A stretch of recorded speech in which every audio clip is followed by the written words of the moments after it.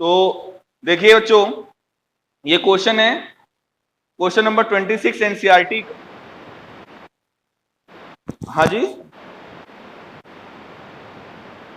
हाँ हाँ, ये लिखा हुआ है कि function x equals to pi by 2 पर कॉन्टिन्यूअस है तो k की वैल्यू बताओ, यही है क्वेश्चन। तो हम लोग जानते हैं क्या, आप लोगों ने बच्चों पढ़ा हुआ है, इफ कॉन्टिन्यूटी कैसे चेक करते हैं आप लोगों को पता होगा। If limit x tends to pi by 2, क्योंकि यहां पर पॉइंट पाई बाई 2 है, limit x tends to pi by 2 f of x equals to f of pi by 2, अगर ये होगा, if limit x tends to pi by 2 of fx is equals to f of pi by 2, then we say that then the function f is, then f is continuous, then f is continuous at x equals to pi by 2। ये तरीका होता है continuity check करने का। Clear है सभी को? तो सबसे पहले हम लेफ्ट हैंड साइड लेते हैं, आप राइट हैंड साइड भी ले सकते हो फिलहाल।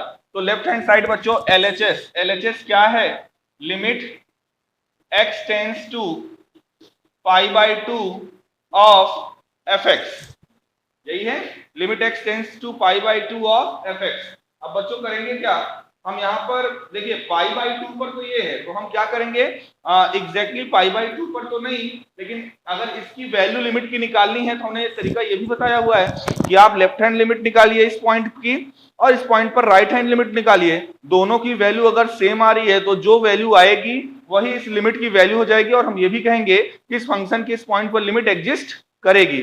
तो कुल मिला के हमें इस पॉइंट पर इसका लेफ्ट हैंड लिमिट और राइट हैंड लिमिट बच्चों निकालना है। तो देखिए सबसे पहले क्या निकालते हैं, LHL, लेफ्ट हैंड लिमिट। तो लेफ्ट हैंड लिमिट कैसे निकालेंगे, लेफ्ट हैंड लिमिट हो जाएगा limit x tends to pi by 2 minus fx, और fx की जगह पे आप चाहो तो ये रख सकते हो k cos x upon pi minus 2x। अगली लाइन कोई बताएगा क्या लिखें,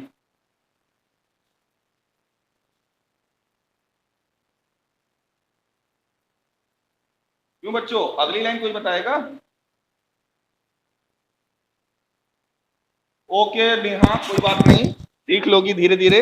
हम भी जब स्टार्ट किए थे तो ज्यादा फीचर्स पता नहीं था, बट धीरे धीरे आ जाएगा, कोई दिक्कत नहीं है।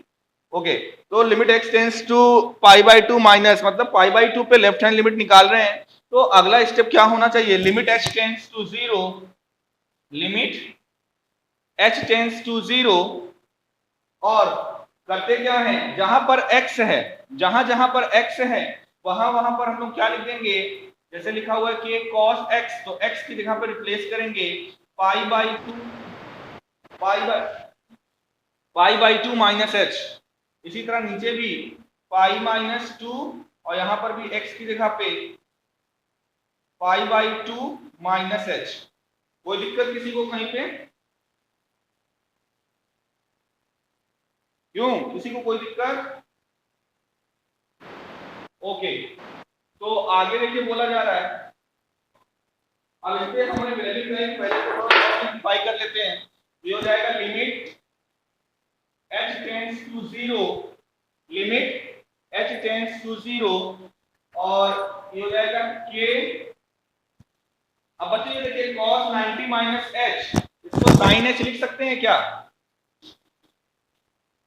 sin h, और नीचे देखिए आप लिखिए नीचे पाई माइनस, आप 2 को अंदर भेजिए तो ये 2 से 2 कैंसिल हो जाएगा, ये हो जाएगा माइनस पाई, और माइनस माइनस ये क्या हो जाएगा, प्लस हो जाएगा, प्लस h। तो आप देखिए यहां से होगा क्या, पाई से पाई कैंसिल, यहां पे 2h होगा, सॉरी ये 2 अंदर जाएगा तो यहां पर हो जाएगा 2 से 2 कैंसिल हो जाएगा, तो ये आएगा माइनस पाई, और ये माइनस 2 जब अंदर जाएगा, जब माइनस टू जब अंदर जाएगा तो माइनस 2 इंटू माइनस एच, तो प्लस 2h आएगा। तो जरा ध्यान से देखिए बच्चों, आया क्या, limit h tends to 0 k sine h upon 2h। यहां तक किसी को कोई दिक्कत? ओके, अब देखिए करते क्या है, अब हमें इस पे लिमिट निकालना है। k/2 यहां पर कांस्टेंट है, k/2 क्या है, कांस्टेंट है, इसको आप बाहर ले लीजिए, k/2 को हम बाहर ले रहे हैं, ये हो जाएगा limit h tends to 0, limit h tends to 0 sine h/h।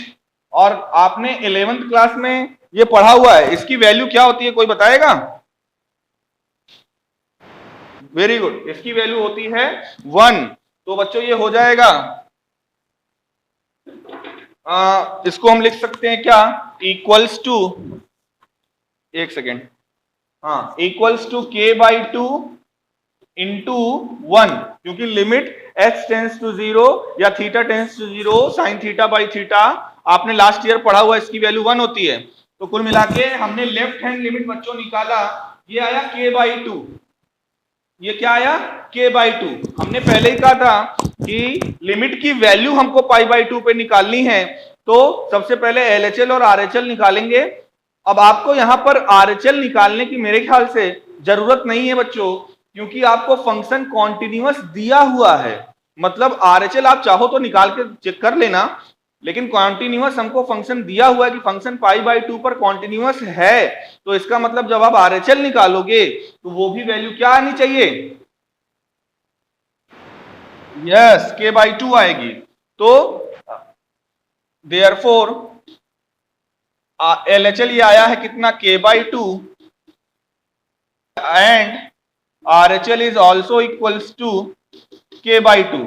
तो यानी लिमिट की वैल्यू क्या आ गई, k/2। और आपने ये पढ़ा हुआ है क्या, if LHL equals to RHL equals to f of that point, मतलब फंक्शन की उस पॉइंट पर वैल्यू, जैसे यहाँ पर π/2 है, अगर LHL और RHL इक्वल है तो इसका मतलब लिमिट एग्जिस्ट कर रहा है और वो लिमिट की वैल्यू मिल जाएगी। और ये किसके इक्वल होना चाहिए, फंक्शन की वैल्यू उस पॉइंट पर भी अगर इक्वल हो, तब हम क्या कहते हैं, फंक्शन π/2 पर क्या होगा, यहाँ पर कॉन्टिन्यूअस होगा।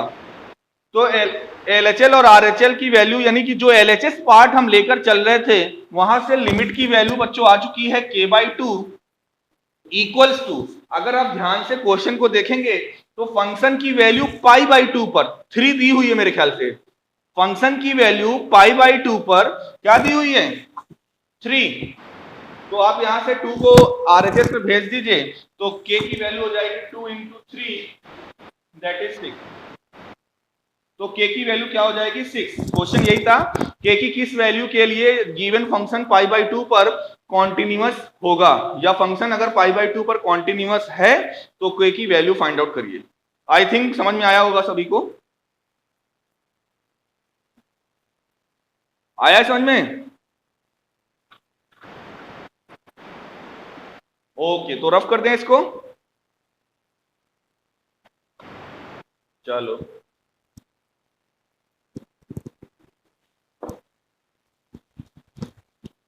आपको ये प्रूफ करना है या चेक करना है यहाँ पर कि ये फंक्शन कॉन्टिन्यूअस है या नहीं। फिर वही क्राइटेरिया, पहले लाइन तो हम वही लिखेंगे हमेशा, limit, if limit x tends to 0 f of x, if limit x tends to 0 f of x equals to f of 0, अगर इस पॉइंट पर फंक्शन की वैल्यू और इस पॉइंट पर लिमिट की वैल्यू और इस पॉइंट पर फंक्शन की वैल्यू दोनों सेम आ जाए, देन हम कहेंगे then the function is continuous at x equals to 0। फिलहाल यहां पर हम एक पॉइंट पे नहीं, हम सारे पॉइंट पर डिस्कस कर सकते हैं, क्योंकि 0 के पहले, 0 के बाद में भी और 0 के लिए भी। तो आप इसको चाहे तो 3 केसेस में करके आप कर लीजिए, 3 केसेस में करके ही चलो हम करते हैं। तो केस फर्स्ट,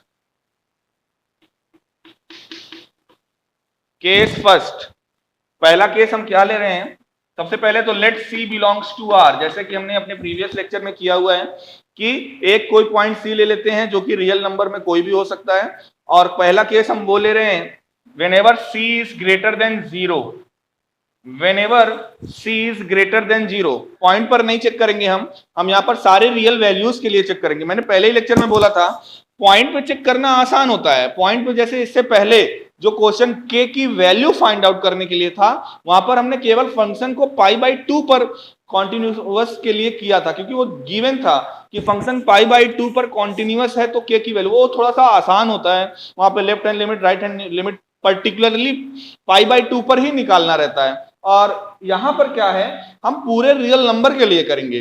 पूरे रियल नंबर के लिए जहां पे जैसे आपसे पूछा जाता है question, check the point of discontinuity, मतलब आपको डिसकंटिन्यूटी ढूंढना पड़ता है। तो डिसकंटिन्यूटी आप तभी ढूंढ पाओगे जब आप उसको इंटरवल टाइप में या पूरे रियल नंबर पे डिफाइन कर पाओगे कि हाँ ये फंक्शन पूरे रियल नंबर पे कॉन्टिन्यूअस है या नहीं है, या पर्टिकुलर यहां से यहां तक कॉन्टिन्यूअस है बट इस पॉइंट पर, या कोई पॉइंट ऐसा मिल जाए कि इस पॉइंट पर डिसकंटिन्यूअस है, बाकी सभी पर कॉन्टिन्यूअस है। तो यहां पर भी हम वही केस लेकर चल रहे हैं कि C बिलोंग्स टू R। अब C की हम 3 कैटेगरी बनाएंगे, C is greater than 0, C is less than 0 and C equals to 0। और तीनों पर देखेंगे कि ये कॉन्टिन्यूअस है सभी पर या नहीं, या हो सकता है किसी पर ऐसा मिल जाए कि कॉन्टिन्यूअस ना हो, 0 के लेफ्ट में कॉन्टिन्यूअस ना हो, C ग्रेटर देन 0 हो तब कॉन्टिन्यूअस ना हो सकता है, या C इक्वल्स टू 0 पर में भी डिसकॉन्टिन्यूअस हो, वो चेक करने पर पता चलेगा।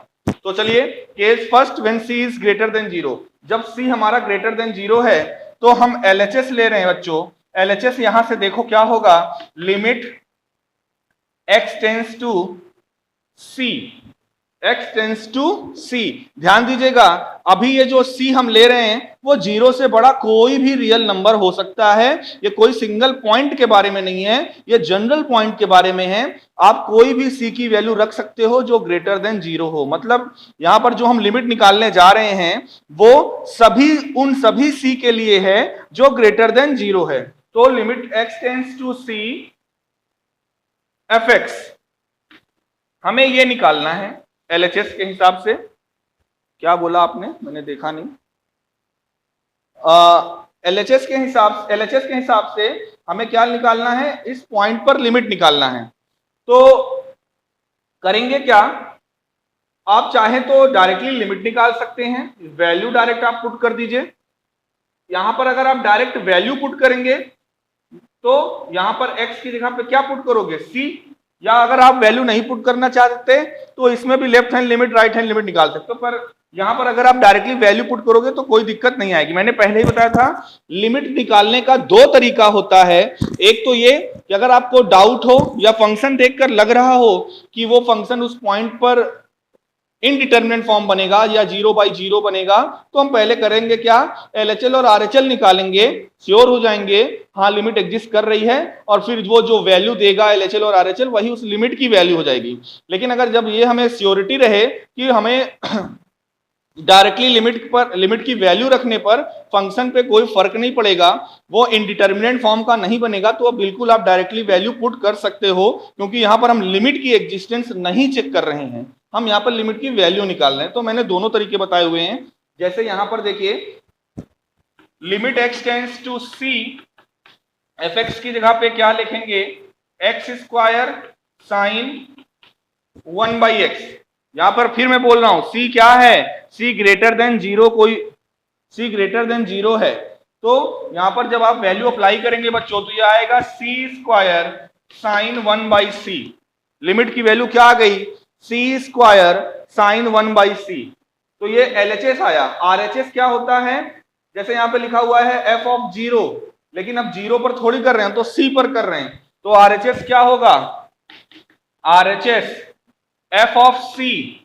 अब देखिए आपको x की जगह पे क्या पुट करना है, C, ये वैल्यू रखेंगे कि ये वैल्यू रखेंगे, कोई बताए। f ऑफ C के लिए यानी x की जगह पे हम C ले रहे हैं, और C क्या है, C ग्रेटर देन 0 है, यानी यहां पर जो आप x की जगह पे जो C ले रहे हो वो नंबर कैसा है, ग्रेटर देन 0 है। तो ग्रेटर देन 0 जब रखोगे तो ये डेफिनेशन लगेगी कि ये डेफिनेशन लगेगी, ऊपर वाली लगेगी। Very good. तो डायरेक्टली आप क्या करो, f ऑफ C निकालना है तो x की जगह पे C पुट कर दो, तो ये भी आ जाएगा C स्क्वायर साइन 1/C, कोई फर्क नहीं पड़ेगा। तो आप देख रहे हो यहाँ पर LHS और RHS दोनों सेम आया है, LHS और RHS दोनों सेम आया है, तो हम लिखेंगे क्या, since LHS equals to RHS, since LHS equals to RHS, therefore the function is continuous, therefore the function is continuous for all such C greater than 0। मतलब किस पॉइंट पर फंक्शन कॉन्टिन्यूअस है? सारे पॉजिटिव रियल नंबर पर function continuous है। किसी को कोई डाउट?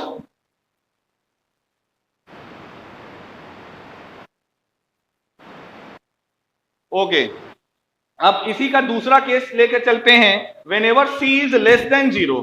अभी तो हम सी को कोई पॉजिटिव नंबर की तरह ट्रीट कर रहे थे, अब हम क्या करेंगे, केस सेकंड लेंगे जब सी कोई निगेटिव नंबर होगा। जब सी कोई निगेटिव नंबर होगा, रफ कर दें इतना आधा नीचे से।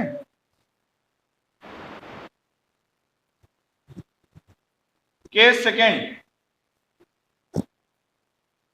तो केस सेकंड क्या होगा? केस सेकंड होगा when C is less than 0। Case second क्या ले रहे हैं? When C is less than 0। अब इस बार ध्यान दीजिएगा, अब ऐसा सी है जो खुद क्या है, एक निगेटिव रियल नंबर है। अभी 0 नहीं लिया मैंने, अभी पॉजिटिव रियल नंबर के लिए लिया पहला केस। दूसरा केस क्या ले रहे हैं? निगेटिव रियल नंबर के लिए ले रहे हैं, यानी -1, -2 या -1.1, कोई भी रियल नंबर निगेटिव का ले सकते हो। तो सारे निगेटिव रियल नंबर के लिए चेक करेंगे कि ये वाला फंक्शन कैसा है, कॉन्टिन्यूअस है कि डिसकॉन्टिन्यूअस। फिर वही काम करते हैं LHS। LHS क्या होता है? Limit x tends to c f of x। Function की उस पॉइंट पर लिमिट, c पर लिमिट। अब जब मैं c बोल रहा हूं तो c हमारे लिए एक सिंगल पॉइंट नहीं है, c सारा का सारा निगेटिव रियल नंबर है। तो फंक्शन की इस पॉइंट पर हम लिमिट निकालना चाहते हैं, यानी c पर लिमिट निकालना चाहते हैं, लिमिट की वैल्यू निकालना चाहते हैं। तो करेंगे क्या? Limit x tends to c। अब देखिए fx की जगह पे यही लिखेंगे, क्यों? क्योंकि ये c हमारा 0 नहीं है, वो लेस देन 0 है। तो यहां पर क्या है? x square sine 1/x। यहां पर क्या है function? x square sine 1/x। अब फिर वही काम करेंगे बच्चों। अच्छा एक चीज ये बताइए, सपोज करिए थोड़ी देर के लिए, अगर c मान लो -2 है, रफली एकदम सोचिएगा, अगर c बच्चों क्या है, अगर c बच्चों क्या है, -2 है, तो मैं कहूं कि -2 इस पे पुट करो तो ये हो जाएगा -2 का स्क्वायर दैट इज 4 साइन 1/-2। और आपको पता है साइन माइनस थीटा क्या होता है? जल्दी बोलो। अगर साइन माइनस, हाँ माइनस बाहर आ जाता है तो ये हो जाएगा -4 साइन 1/2। ऐसा लिख सकते हैं कि नहीं? तो कहने का मतलब ये है कि अगर इस x की जगह पर, इस x की जगह पर और इस x की जगह पर, देखो यहां पर ये x स्क्वायर है बच्चों, ये क्या है? x स्क्वायर है। तो कोई भी निगेटिव नंबर रखोगे तो वो उसको पॉजिटिव बना ही देगा। लेकिन ये क्या है? 1/x है, यानी 1 अपॉन और x की जगह पे कोई निगेटिव नंबर। ये कब डिफाइंड नहीं होगा? जब x की जगह पे आप क्या रखोगे? 0 रखोगे। ये जब आप x की जगह पे 0 रखोगे तब ये इनडिटर्मिनेट फॉर्म बनेगा, नहीं तो हर वैल्यू के लिए ये डिफाइंड होगा। तो आप यहां पर क्या करिए, मैं ये बताना चाहता हूं कि आप डायरेक्टली यहां पर भी x की जगह पे c पुट कर सकते हो। c भले ही निगेटिव नंबर है, लेकिन जो भी फॉर्म बनेगा वो डिटर्मिनेंट फॉर्म आएगा, इनडिटर्मिनेट फॉर्म नहीं आएगा। तो हम डायरेक्टली यहां पर c अप्लाई कर सकते हैं। यहां पर c क्या है? कोई निगेटिव रियल नंबर है, तो जो भी आएगा वो निगेटिव में आएगा, उससे क्या दिक्कत है? क्लियर है? तो हम ये बस यही बताना चाह रहे थे कि यहां पर भी हम डायरेक्टली अगर c पुट कर दें तो कोई दिक्कत नहीं आने वाली है। तो ये भी बच्चों हो जाएगा c स्क्वायर साइन 1/c। अब यहां पर अब कहोगे सर ये तो पहले केस में भी आया था, बिल्कुल पहले केस में भी आया था, बट फर्क बच्चों यही है, जब आप एग्जैक्टली पॉइंट रखोगे, वहां पे आप c प्लस में लेकर चल रहे थे, यहां पर c माइनस में लेकर चल रहे हो, तो ये पूरी वैल्यू निगेटिव में है, ये पूरी वैल्यू निगेटिव में है, वहां पर ये पूरी वैल्यू पॉजिटिव में थी। तो हमने देखा है LHS निकाला, लिमिट की वैल्यू पॉइंट c पर निकाला, c मतलब निगेटिव रियल नंबर, तो ये आया। अब क्या करेंगे? RHS निकालेंगे बच्चों। RHS मतलब फंक्शन, हाँ जी निगेटिव देखो लगाने की जरूरत नहीं है, ये अंडरस्टूड है। अब पर्टिकुलरली हम कोई -2 के लिए थोड़ी कर रहे हैं, ये c जो खुद है ये कैसा c है, निगेटिव है, तो इसलिए आपको माइनस लगाने की जरूरत नहीं। जब मैंने यहां पे लिख ही दिया c लेस देन 0 तो मतलब ये c क्या है, निगेटिव है। पर्टिकुलर कर रहे होते किसी 1 2 पर, -1 -2 पर, तो लिख देते, कोई दिक्कत नहीं थी। खैर RHS पे आइए, अब हमें इस पॉइंट पर फंक्शन की वैल्यू भी चाहिए, तो f ऑफ c यहां पर रखेंगे प्रीवियस की तरह, तो ये भी आएगा c² 1/c। फिर वही कहोगे सर ये तो पहले केस और दूसरे केस में अंतर क्या हुआ? बच्चों यही अंतर है, पहला केस था पॉजिटिव रियल नंबर के लिए और जो दूसरा केस है वो निगेटिव रियल नंबर के लिए है। यहां पर ये जो f ऑफ c आप एक्सप्रेशन देख रहे हो c² sin 1/c, ये भी कैसा नंबर है, ये पूरा निगेटिव है बच्चों। जो जैसे यहां पर मैंने कहा था ये पूरा निगेटिव है, उसी तरह ये पूरा भी क्या है, निगेटिव है। क्यों? क्योंकि c की वैल्यू आप कोई माइनस में रियल नंबर लेकर चल रहे हो। सपोज करो -2 -3, जब आप यहां पर रखोगे तो पहला नंबर तो पॉजिटिव हो जाएगा, लेकिन जब ये साइन 1/-3 लिखोगे तो साइन -थीटा का फॉर्म बनेगा और माइनस साइन बाहर आ जाएगा। क्लियर है सभी को? तो यहां से भी बच्चों हम कह सकते हैं कि since LHS equals to RHS, since LHS equals to RHS, therefore function is continuous for all c less than 0। तो बच्चों दो केस हमने किया और ये दिखा दिया कि जो ये फंक्शन है वो 0 से इधर राइट साइड में सारे पॉजिटिव रियल नंबर के लिए कॉन्टिन्यूअस है, सारे निगेटिव रियल नंबर के लिए कॉन्टिन्यूअस है। अब बच्चों एक केस बचता है और वो क्या है, जल्दी बोलो। यस, अभी हम दिखाएंगे। वैसे मैं बता दे रहा हूं 0 पर भी ये कॉन्टिन्यूअस होगा, आप चाहो तो ऐसे देख सकते हो। देखो यहां पर x² लगा हुआ है, देखो f, अब 0 पर कॉन्टिन्यूअस दिखाने के लिए क्या करेंगे, f ऑफ 0, अगर f ऑफ 0 लोगे तो देखो ये डिफाइंड है, फंक्शन की वैल्यू जब x की वैल्यू 0 होगी तो क्या होगी, 0। लिमिट की वैल्यू आपको निकालनी है, जब लिमिट की वैल्यू निकालोगे तो सीधा सीधा आप देखो, अब यहां पर लिखोगे क्या, x² sin 1/x। यहां पर ये 0 के लिए तो इनडिटरमिनेट फॉर्म होगा, मानते हैं ये sin 1/0 होगा, लेकिन यहां पर जो इनटू में ये जो नंबर लिखा हुआ है x², जब यहां पर 0 आप पुट करोगे तो ये पूरे फंक्शन को 0 बना देगा कि नहीं। लिमिट की वैल्यू 0 पर भी 0 आएगी और फंक्शन की वैल्यू 0 पर भी 0 दी हुई है, तो कहने का मतलब ये 0 पर भी कॉन्टिन्यूअस होगा। फिलहाल हम कर देते हैं, इसको रफ कर दें।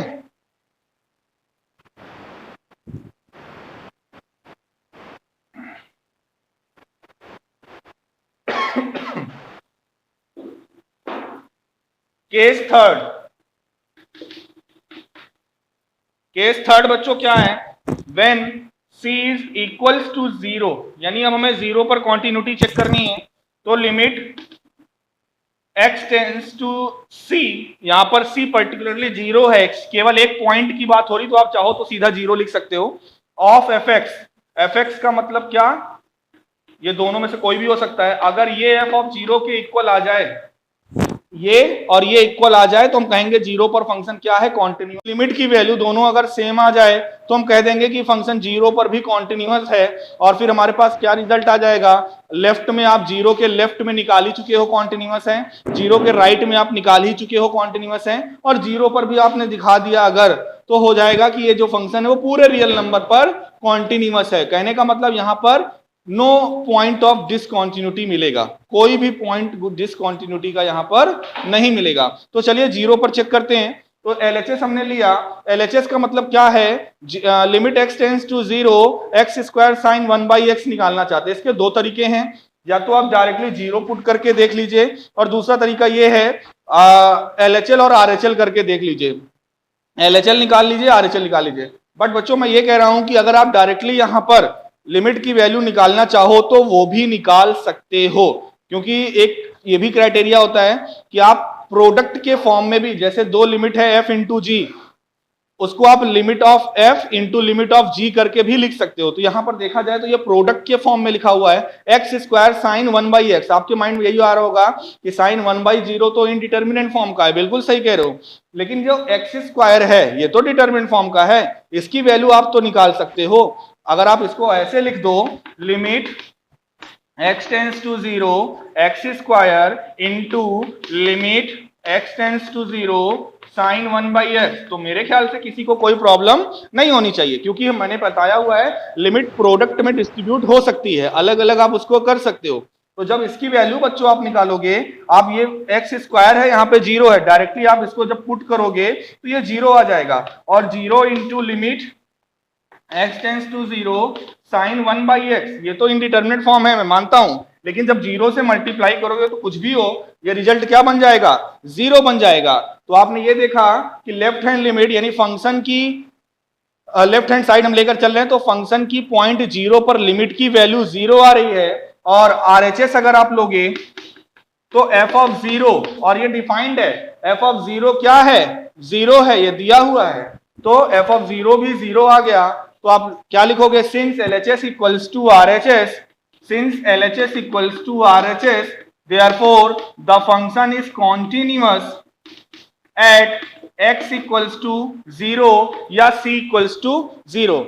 इसके जस्ट लास्ट लाइन में आप ये बच्चों लिख सकते हो, therefore from all the three cases we can say that the function is continuous for all real numbers। हमारा ये जो फंक्शन है जो इस तरह से डिफाइंड है वो पूरे रियल नंबर पे कॉन्टिन्यूअस होगा, यानी कि यहां पे नो पॉइंट ऑफ डिसकॉन्टिन्यूटी मिलेगी। क्लियर?